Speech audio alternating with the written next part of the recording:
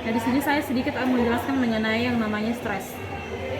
Stres itu banyak dialami seseorang di mana karena mengalami yang namanya tekanan batin ataupun masalah perekonomian, masalah pekerjaan, masalah hubungan dengan orang tua, dengan pasangan, banyak yang memicu hal yang membuat seseorang itu menjadi stres.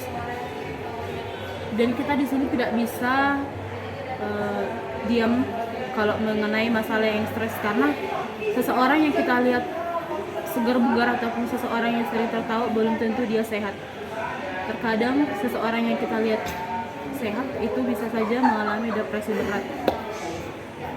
Ya, jadi kita harus dalam menilai seseorang, ketika kita melihat seseorang itu tertawa ataupun sering ceria di depan kita, belum tentu dia bahagia ataupun belum tentu dia mengalami yang namanya happy life ataupun happiness.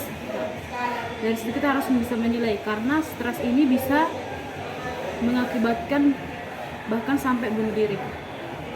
Untuk gejala ringannya bisa sampai kita mengalami muntah, lemas, nggak nafsu makan ataupun berlebihan makan, bahkan bisa ataupun kita insomnia, susah tidur.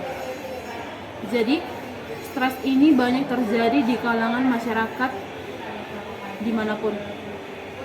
Dan selama pandemi COVID-19 ini juga saya melihat dari sisi pekerjaan ya, dari sisi saya sebagai seorang pekerja juga, banyak masyarakat ataupun orang Indonesia yang selama ini sudah banyak dipecat atau di cut off langsung atau di PHK dari perusahaan-perusahaan besar akibat menurunnya perekonomian di Indonesia. Nah, otomatis ya, dari sisi yang saya lihat ini selama saya sebulan atau 2 bulan, hampir 2 bulan saya dikerja di istri, saya melihat semakin banyak di Indonesia ini orang yang semakin stres, orang yang stres ataupun orang gila yang di pinggir jalan. Nah, kadang kita kasihan melihat orang itu, karena pemicu orang yang stres ini ada dua, bisa stres ataupun bisa depresi, ya jadinya bunuh diri. Dia nggak bisa menghadapi masalah yang dihadapi dia, masalah yang datang sama dia atau problem-problem yang datang sama dia nggak bisa diselesaikan dia karena dia terlalu tertutup atau bahkan tidak mau mencurahkan isi hatinya, ataupun solusi yang dia cari pun nggak dapat. Jadi banyak orang yang jadinya menjadi down sendiri dan akhirnya bunuh diri. Stres ini nggak bisa dianggap sepele, karena stres ini bisa memicu kita menjadi lebih nggak bergairah ataupun nggak bersemangat.